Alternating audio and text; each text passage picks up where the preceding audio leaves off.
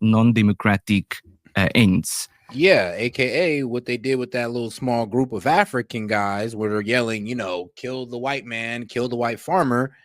Pretty much what they did. They democratically voted on that. And that's why we are a constitutional republic and not a straight up democracy, because that makes the majority be able to take advantage of the minority in that way exactly. And they call themselves a republic. And that's what we see in South Africa. We have a parliament, we have a very liberal constitution. But if you read the constitution and you compare that to reality in South Africa, it's two completely different worlds. The de facto and the de jure reality in South Africa is irreconcilable. And so what has been happening in South Africa is, firstly, there was this major excitement about the new South Africa, Nelson Mandela, the miracle story. Oprah spoke about this, and Charlize Theron, and everyone. But the reality on ground level was in many ways the opposite. And I think a lot from the beginning?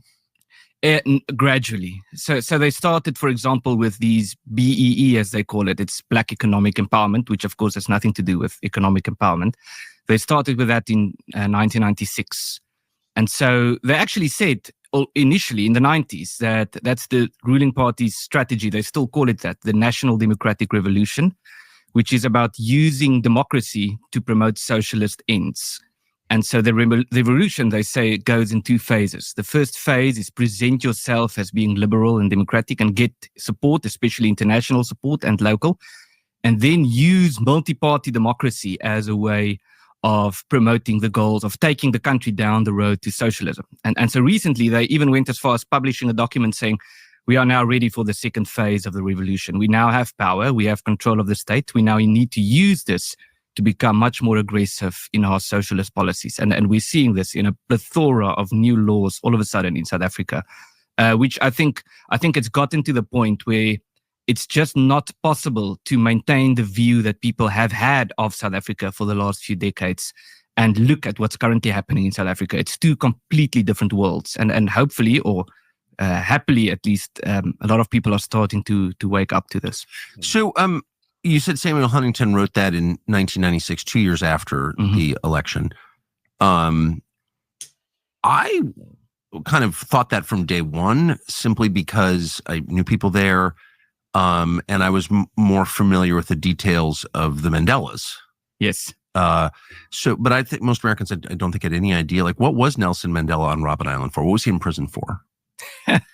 Well, being black, or was there another reason? Well, literally. So I have children, and they are taught in schools, and the government prescribes what children should learn in history. And so the official version is he went to prison because he was a good leader, and the government didn't like that. I should say that he certainly was the best that the ANC has ever had to offer. Yes. But the reason why he went to prison is because they started Umkhonto weSizwe, which was the military wing of the ANC. Which became involved with military actions in South Africa with an attempt to overthrow the government.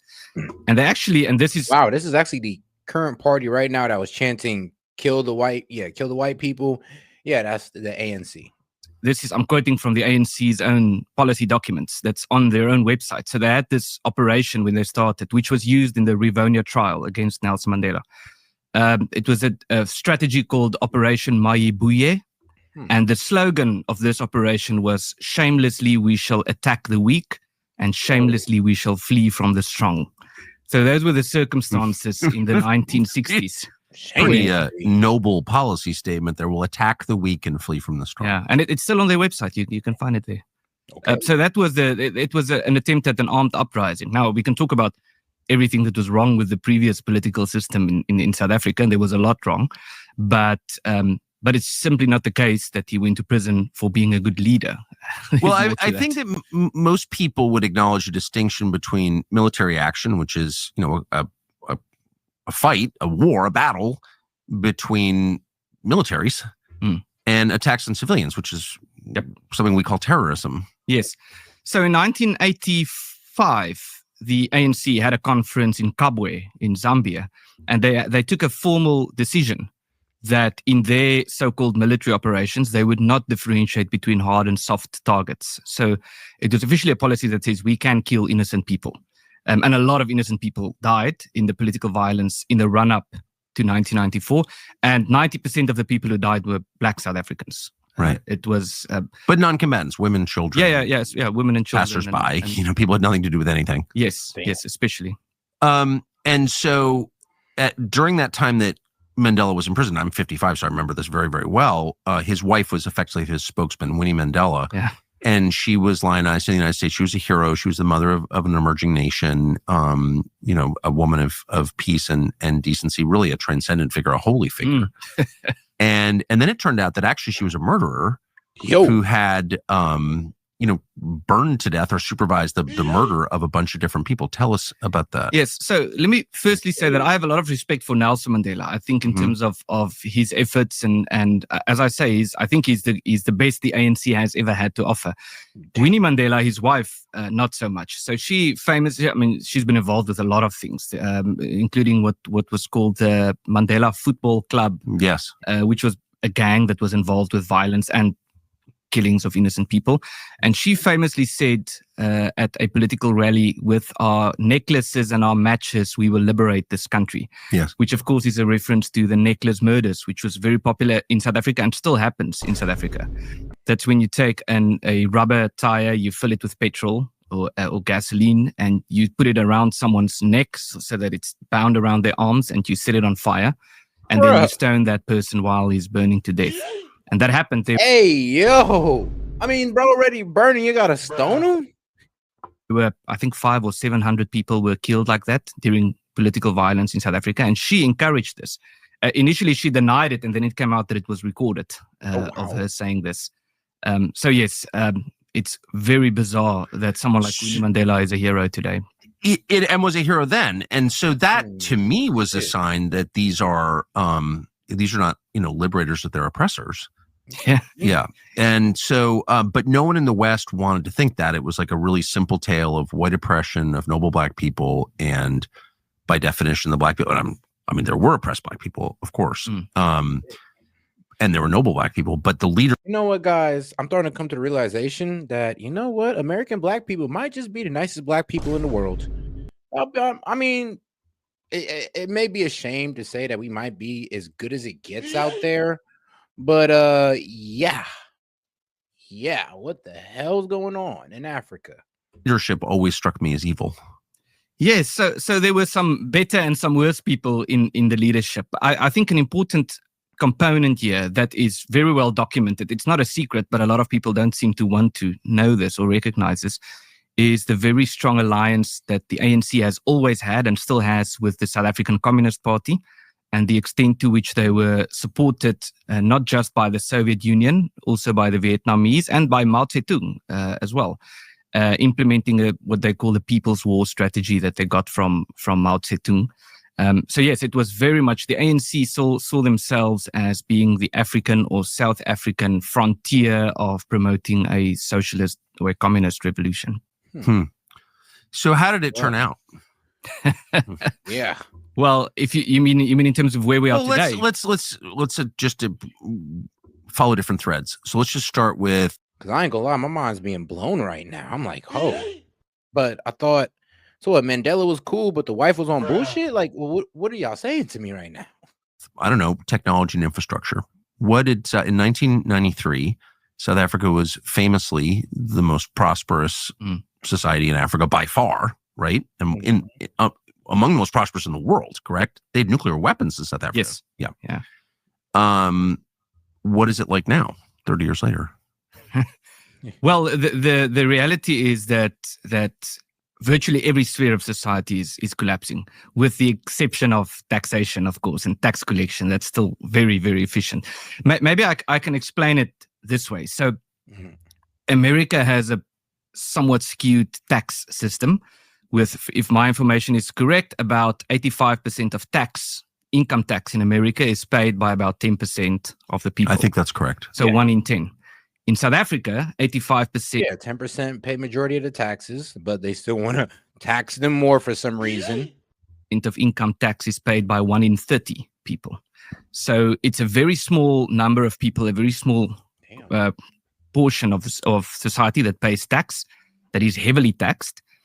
And then about almost half of the population in South Africa get money from the government in the form of social grants. If you add government employees, conservative estimates say that 50% of people in South Africa get money from the government. Some estimates say it's up to 60% of adults, voting age adults, get money from the government each year. Okay. So then that's not this money, of course, is then used. It's given out as social grants, but what's left is used to set up these programs that are actively discriminating against taxpayers. There are so many examples. One of the most recent ones is this Blacks Only Fund that the government has set up, whereby they give money to Black entrepreneurs exclusively. So this is happening. And then on top of that, so after you spend your tax money to fund these government programs that are discriminating against you, okay, you have to spend what is left to do the things that the government was supposed to be doing. So the classical definition of a government is that it should protect life, liberty, and property. Yeah. The classical liberal view, we're a bit Ciceronian, so we think a government has to do more than that. But if we use those three things, the government's not protecting our lives. There's about if this interview that we're about to have is 2 hours, there will be about 7 murders in South Africa in this time. Bro. Government does not protect liberty. It's actively targeting schools of minority communities, actively denying the identity and the rights of minority communities.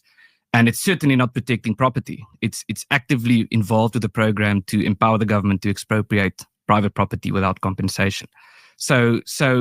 And then we have to use the money that is left to pay for our own private security, to become involved with organizations, to fulfill the things that the government was supposed to be doing with the tax money that we paid in the first place. Well, one of the reasons that I find this story so fascinating is not simply because, it's like the classical, irony of history. This, group comes in with one aim and then achieves exactly the opposite. We're going to have we're going to end racism and then make racism much worse. But also because they have gone about it in a way that's almost like American, with the same language, the same diversity absolutely. Is our strength kind of sloganeering. And it's had the same result, which is to basically kill whites. And I mean, that's just true. And I wonder if you see that. Well, it's almost like or to paint him as the biggest villains to ever walk the earth. You imported our kind of intellectual class framework for this project. No, that's absolutely the case. So there's a theory. There was this video that just went viral on social media of this guy talking about how white people are subhuman and all of that. And they get, this is taught at universities in South Africa. There's a theory called Azania critical theory. Azania is a Pan-African word for South Africa. And they actually get this from Americans like Robin DiAngelo, who's this Ibrahim X. Kendi, Ta-Nehisi Coates, these people. They get it from them, and then they put an African flavor on it, which essentially boils down to a theory that justifies the targeting and extermination of the white minority. And so the theory, to summarize, goes more or less like this. There's an African term called Ubuntu, which means brotherliness, or it's about your internal humanity. It's a Zulu term. And the theory goes that white people are incapable of having Ubuntu. But Ubuntu is the essence of humanity. So if you don't have it, you're not truly human. So it boils down that the logical conclusion is that if you kill a white person, then you did not actually commit murder. Hey, yo. Whoa. So what is he saying? Like, if you ain't black, so pretty much killing white people is like you're damn near not killing a person at all. I mean, that's like slavery talk. Man, that sounded real familiar. So this is not widely believed in South Africa, but this is taught at universities by university professors, and it's certainly believed by radical elements. It's a predicate for genocide. I mean, it's always the same in we're watching in parts of the world now. They're not fully human, right? So we can kill them because they're fully human. Then it's of course a grave sin to kill them. Yeah, well, we've always been saying that there's not a genocide in South Africa. Looking at what happened in Rwanda and so forth, it's not the same thing. But it is very alarming to look at some of these claims that are being made and to compare that to what was made in Rwanda. Every country, and genocide broadly defined, an attempt to eliminate a group of people on the basis of their race or ethnicity. Yeah, and we have these political parties chanting. I mean, you've seen this, you've reported on this, chanting "kill the Boer, kill the farmer" to a stadium filled with people. And it's not just rhetoric. So they would say, no, it's just a metaphor. But it's preceded by a speech about how white people are criminals and should be treated like criminals, how everything they have is illegitimate and stolen, in which people are encouraged to go and invade their farms and so forth. And then they chant, kill the boer, kill the farmer. And the ideology sounds oh so familiar. Sounds like you're, well, everyday Dem. Huh. Or at least black liberal. No, it's your everyday liberal. No, I'll be honest with you. It's your everyday liberal. Make these hand gestures. Of course, the boer is a reference to the Afrikaner people. But the reality is also that the farmers are being attacked and killed on their farms. So it's not just a metaphor. And our attempts at researching this has found that there's an increase in farm attacks when the political climate becomes heated or warmer, and these type of statements are made in a way that's highly publicized. You do get an increase in farm attacks, and it's very brutal and very horrific farm attacks that we see. So, the farm attacks are attacks against white farmers, not exclusively white farmers, but it's attacks against farmers in South Africa, of which the majority is white. Right. Okay. So this has been going on a long time. I think it's been well documented. I believe you wrote a book about it, yes. Which has become very sold a lot of copies on Amazon, I noticed. Yes. And so none of this is like a secret. And all of it's verifiable because, dead people are pretty easy to track because they're dead. Yeah, so we have the names of the people who've been murdered. Exactly. Yeah. Damn.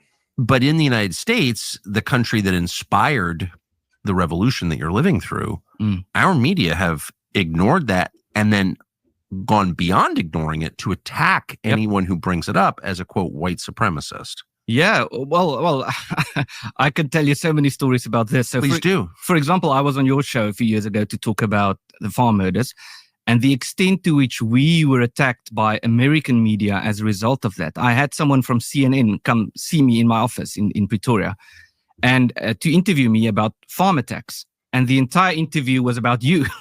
So he would put things to me and say, did you know Tucker Carlson said the following? Do you agree with this statement? And did you know that Donald Trump said this? And are you comfortable with this?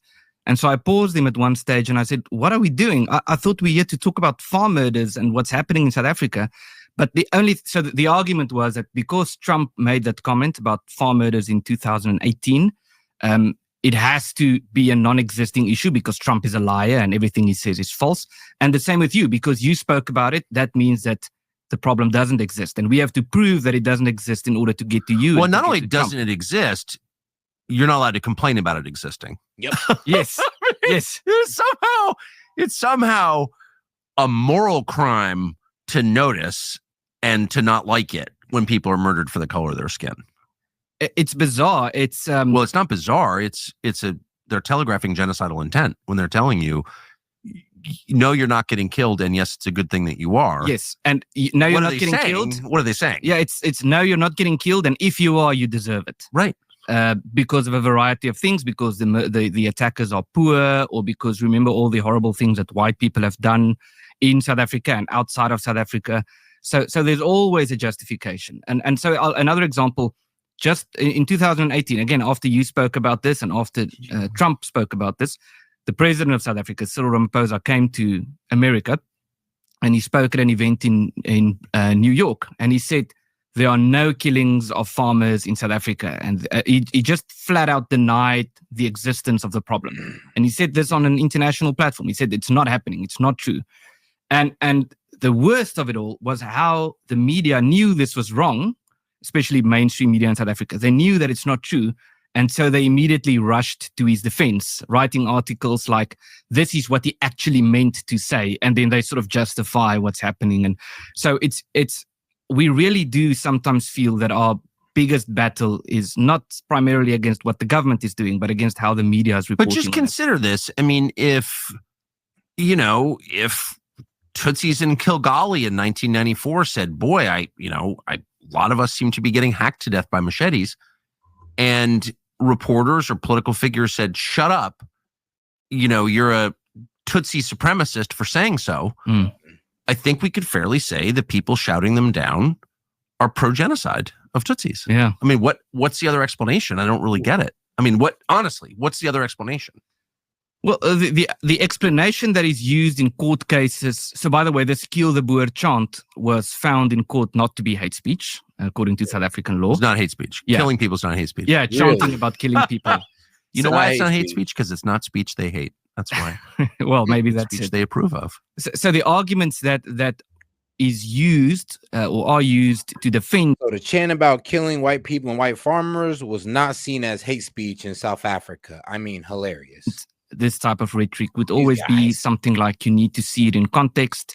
You need to remember the apartheid system. You need to remember what these people went through. That they deserve to be killed. You need to remember that. Yeah, that's so the argument is that they're actually commemorating the historic struggle. And that's why they are still chanting this today. I would disagree with you. I think what they're saying is the people getting murdered deserve to be murdered. So stop complaining about it. Yeah, well, a few people are saying that out loud, but there does seem to be the sentiment. Look, at some point, I don't need you to explain your motive if I have a clear glimpse of your actions. If I know what you're doing, I don't have to hear you explain why you're doing it. I already know because the motive is displayed in the action. Do you know what I mean? Yep. So in other words, if I pull out a gun and shoot you and somebody said, did you not like Ernst? I mean, let's be real. Like, yeah, I get what he's saying. Because like, yo, when you're sitting there chanting it and then all of a sudden white farmers just end up dead. I mean, I guess they meant it. There's no ifs, ands, or buts about it. There's no, they're just talking through pain. I'm like, no. They're not just talking through pain. They're acting through pain as well. Yeah. I can say whatever I want, but I just shot you. So I think it's kind of fair to infer that I didn't like you. Yeah, right? But the motive is also explained in the words. So they're trying to defend the words. Right. It's the famous story of Chamberlain and Churchill. When Chamberlain came back from meeting Hitler and he said, no, well, I met him and, I think we're going to find peace. And then Churchill said, no, well, I read what he said and I believed him. Yeah. And so you can just read what they're saying. If you read the policy documents of the ruling party, they say they want to convert South Africa into a communist society. They want to have a revolution in South Africa. And if you listen to the more radical parties to the left of them, they openly chant about killing white people. So they say these things out loud. And now they are obviously more to the fringe. You find the more extreme rhetoric in South Africa, but it's very alarming and how people just rush to their defense all the time. Permanent Washington is terrified and distraught by the Trump. Well, I mean, shoot, I'm learning a lot. We not brought to you by the Heritage Foundation. Well, we know Dems hate them. So that's the part that bothers me. Like, I'm not surprised. I'll just say it. I'm not surprised at all. I watched what happened in Rhodesia when it became Zimbabwe in 1980, and something identical happened. There was a lot of killing, and they drove it, to the bottom rank of nations, the poorest country in the world. And following exactly the same script. I always thought that would happen in South Africa. I wanted to be wrong. Turns out I wasn't. What really bothers me is that the West has allowed this and cheered it on, because I live in the West. I live in the United States. So I don't want to think that my leaders are for killing people on the basis of race, but watching how they've stood by and applauded, Barack Obama's applauded all this stuff. It tells you everything about Barack Obama and other American leaders, doesn't it? Yes, and this brings us back to the 90s. So during the 90s, it was, again, after the Cold War, and the world, and especially the West, was high on ideology and this idea that, the world will become liberal and everyone's going to become like us, and everyone in the world is just an American waiting to be liberated, and we just need to go and liberate them from their own traditional beliefs and so forth. And so it really is the case that America and many Western countries played a very significant role in creating the South Africa that we have today. I'm aware. And so we don't want other people to fix our problems on our behalf. We want to solve our own problems. But you can certainly make the case that the West has a moral responsibility towards the people in South Africa. Worse, the West forced, through sanctions and boycotts, the change of government that put the ANC in power. So absolutely, in the same way the West has armed Ukraine, so they have an obligation to make sure, to at least know what's happening and to be honest about it, not to hide their own, responsibility for the crime. Yeah, and so there's this false dichotomy in South Africa, or with regard to South Africa, that if you are against what's happening in South Africa now, that means you want the apartheid system. So you have a choice. And there's one former judge recently said this, who's retired. He said that we have a choice in South Africa between a moral system that is dysfunctional, which is the current system, or an immoral system that is a functional one, which is the former system. And so the problem is, if you criticize what's happening in South Africa now, you get accused of wanting to return to the apartheid system. But the truth is, you can reject both.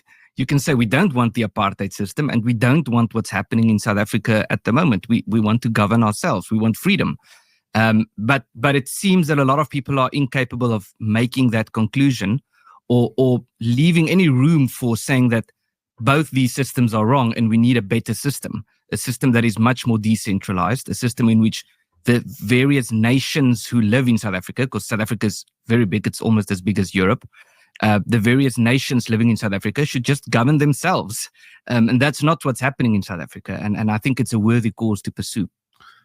So I think I'm hardly an expert on South Africa at all, but I am American. So can I just give my overview of of the different groups in South Africa, and you correct me, but just so people following on, because I think it matters for the reasons I'll explain. So South Africa, there are basically two big white populations in South Africa historically. Mm-hmm. They're what we call the Boers, the Afrikaners, mm-hmm. who were basically religious refugees, a mixture of Dutch and French Huguenots, Protestant Dutch, Protestant French, who moved to Southern Africa for reasons of religious liberty. Mm-hmm. Okay. And then you had the English, who I think were, after the Boer War, in power. Yes. Who mostly were there for economic reasons and had, in many cases, passports back to Great Britain. And then you had a couple of different African black groups, mm-hmm. the largest of which I think is, to this day, are the Zulus. Yes. Who, like the Afrikaners, the Boers, and the English, were not native to the area at all. They were newcomers who arrived, I think, just right before the Boers did. Yeah, not long before. Okay, this is all true? Arrived. Yes. And they, as invading groups often usually do, kind of exterminated the native. Hey, man, shout out to Parabolic Curvature. He asking me, he's like, S.E.T, what do you think about the federal judicial provision in the One Big Beautiful Bill, right? You saying OBB or the One Big Beautiful Bill? It seems like a power grab to me, but it doesn't make challenges impossible. All right, let's see. I'll look that up. Let me see here. Population who were what we would call the Bushmen, or the Khoi and the San, as they are also called. Thank you. Yes. Okay, so that's my like dumb foreigner overview. Is that roughly true? Yeah.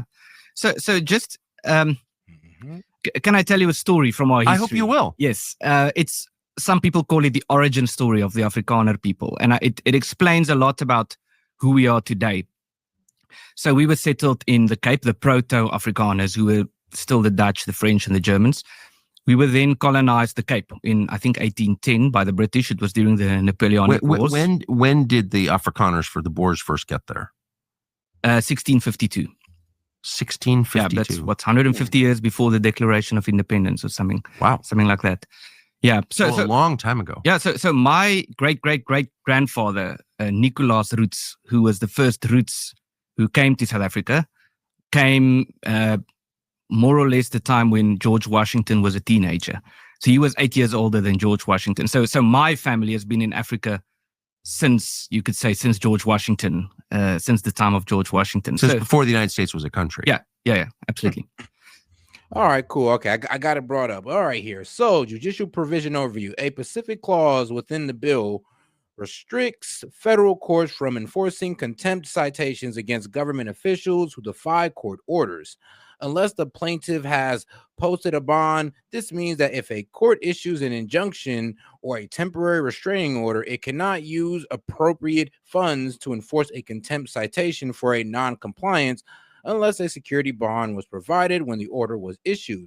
Critics argue that the provision undermines the judicial's ability to hold the executive branch accountable. It could be seen as an overreach by the legislative branch into judicial authority. Excuse me. So the Cape. Do you have another passport? Ooh. No. I don't. And I don't really want one. Right. And do most Afrikaners have other passports? No, most don't. Yeah. Okay. But this goes to the story I want to tell you. So we were colonized by the British. Now, here's the thing. What they're trying to make these guys do is follow the proper procedure.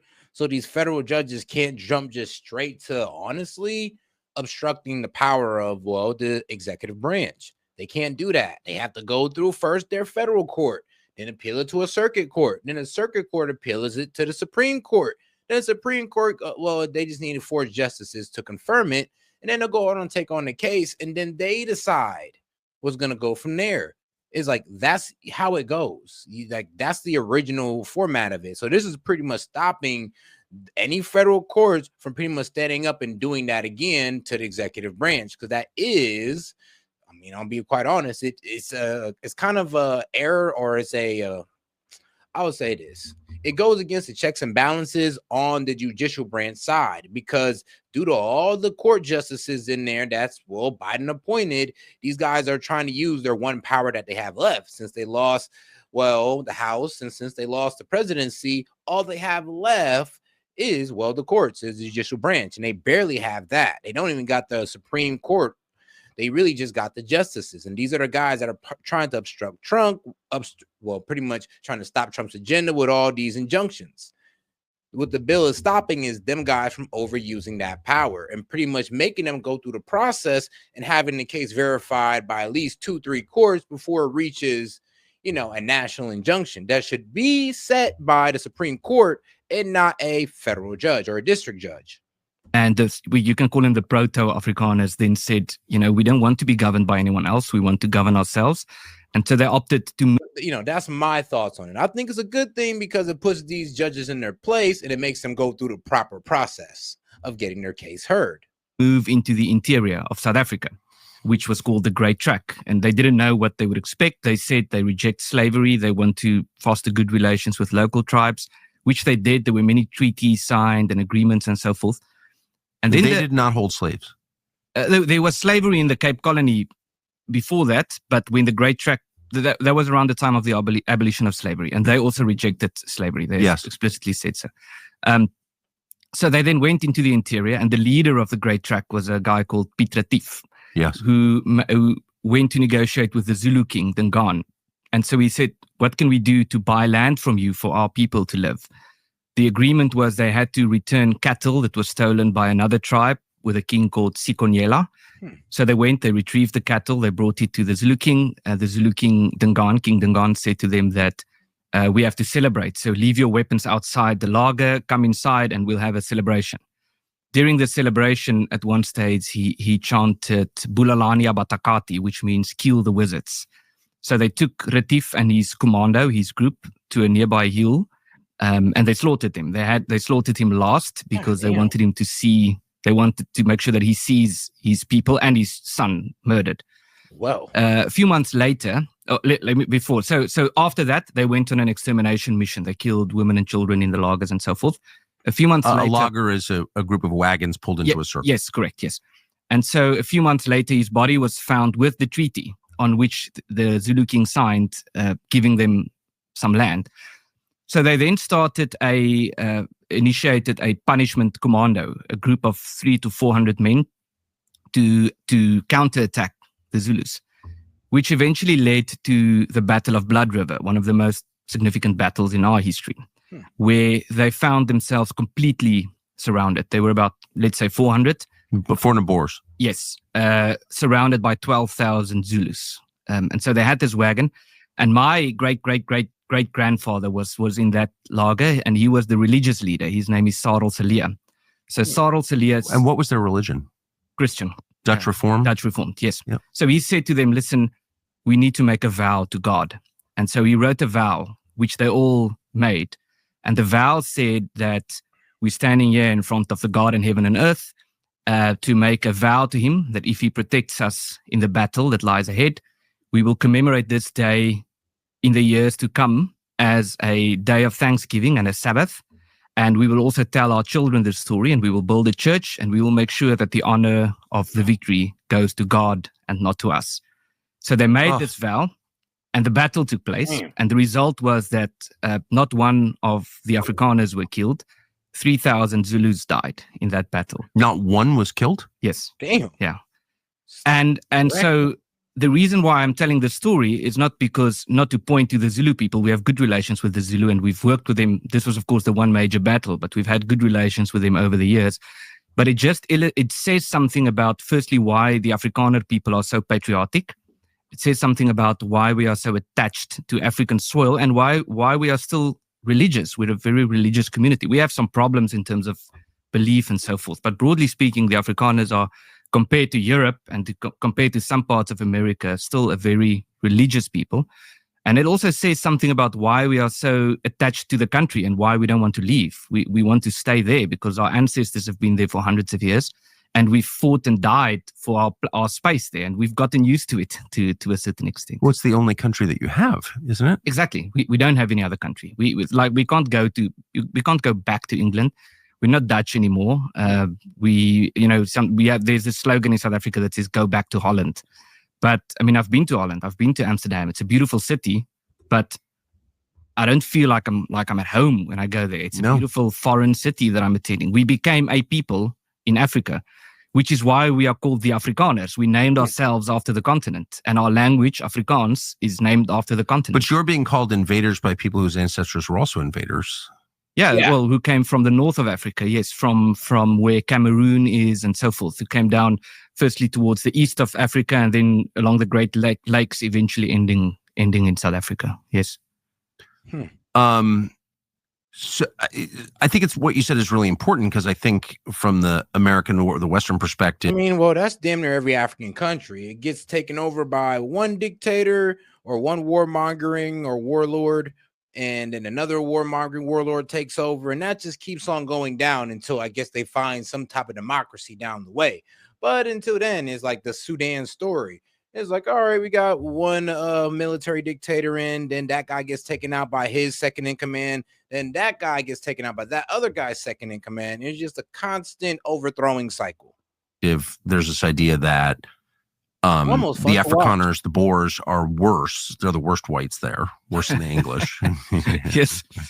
The English, who, by the way, created the concentration camp during the Boer War. Yes. Yeah. Yep, that's true. Winston Churchill was there.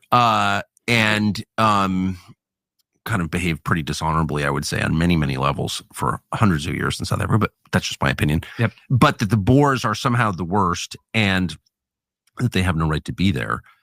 And I think history suggests something different. Well, absolutely. So on my mother's side, I descend from the British. My great-grandfather fought in the First World War for the British. And so in many ways, culturally, we've become very close to the British because of the influence over the years. And I don't think there's friction today between the Afrikaners and the British, but it certainly is the case. I mean, the concentration camps were horrible. I recently read the Gulag Archipelago, and Solzhenitsyn writes in there that the first concentration camps were invented by the Soviets, but that's actually wrong. That Really? The first concentration camps that we know of at least this type of concentration camps were during the Anglo-Boer War, where about 30,000 women and children died. But there was a lot of the great thing about the Anglo-Boer War was that it was in many ways a first for the world. It was, some people call it the first international propaganda war, because it was in a time when newspapers became popular. So there was this propaganda war in Europe with regard to the Boers, or the Boer War, with a lot of people saying the Boers are Boerish. That's where the word comes from. Evidently, if someone told me that's where the word Boerish comes from, it's to be sort of, very old style and not very sophisticated. Rough, yeah. Rough around the edges. And so there was a lot of propaganda, like the Boers being compared to wild hogs and things like that. But that's okay. The word Boer was actually used for a long time as an insult, almost like Jew, like calling someone a Jew. It's like, oh, you're a Boer, typical Boer.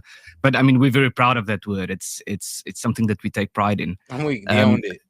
It's in many ways, there's some debate about the difference between Boer and Afrikaner. All right, there's something, I don't know why, but seeing that we're people who own, our derogative name, the N-word, seeing that we're people who own our derogative name, I kind of feel bro on that one. Like, what you mean? We owned it. They use it as a derogative name. We owned it. They damn near walk around like, what's good, my Boer? But it's broadly speaking synonymous. But I mean, we're very proud of our history in South Africa, and we've become a very. And shout out to my man Fox Chase. He says, I put a song in. Got you. Like said, I put a song in music for Memorial Day. Hey, shout out Memorial Day. I mean, to the vets and to the fellow Americans, man. Happy Memorial Day. Well, it's almost Memorial Day. I believe it's tomorrow. Very sophisticated community with an immense treasure chest of literature, of poetry, of philosophy, all of it in our own language that we did over especially the last 100 years, which of course is under threat now. Your language not spoken by anyone else in the world?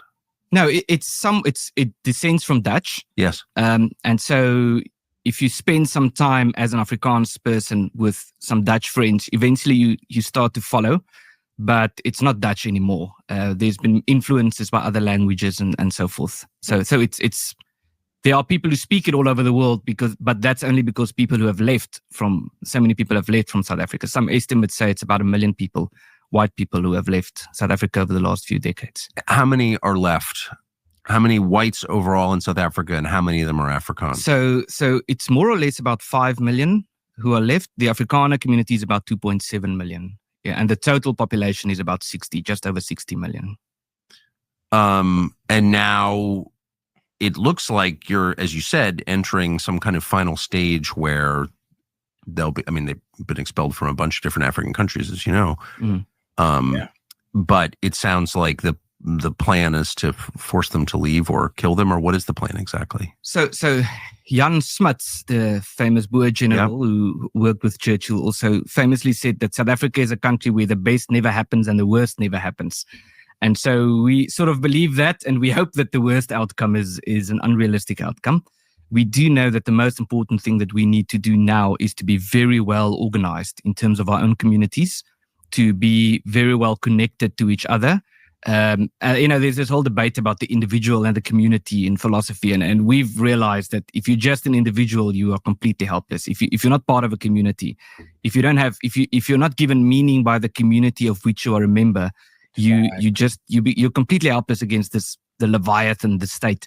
So we need to be well organized. We need to be armed. We need to have well functioning communities who look after each other, look after the poor, do all the things that the government's supposed to be doing, but also look after our safety. So we drive patrols at night. We're involved with tens of thousands of volunteers involved with patrols, looking after our own safety and so forth. But I think the bigger question here is the future of South Africa. And this is a controversial thing to say, but it's so obvious that it's not sustainable. It's not going to work, and it's just getting worse. So the only possible solution is not simply to say we need a different party in power, because the underlying foundations is problematic. The only possible solution is to move toward a system with subsidiary authorities, which could imply something like a republic for the Afrikaner people. It could imply a kingdom for the Zulu people. It could imply different types of authority depending on the community. But South Africa is a country made up of a long list of minorities. Unless, if you look at it from a racial perspective, you can say there's a black majority. But the black majority also consists of a variety, as you mentioned, a variety of nations and tribes and so forth. And plus massive immigration into your country. Yeah, it's a very serious problem. Yeah, we virtually don't have borders in South Africa. Right. And a problem, of course, for the country, but also a demographic fact that it's not as if there's this like monolithic black majority. There are all kinds of different components of the black majority, right? Yes. Don't necessarily get along. Yeah. There have been a lot of Zimbabweans murdered in South Africa by South Africa. Xenophobic violence. Every now and then there's this upsurge in violence against foreigners. So they get accused. What typically happens is people come in from the north of South Africa, like Malawi, Zimbabwe, and so forth, Zambia, and so forth. And then they work and they accept jobs for lower wages. And a lot of them work really hard. Yes. And so that leads to friction because there's very high unemployment in South Africa already. And so it leads to friction among the local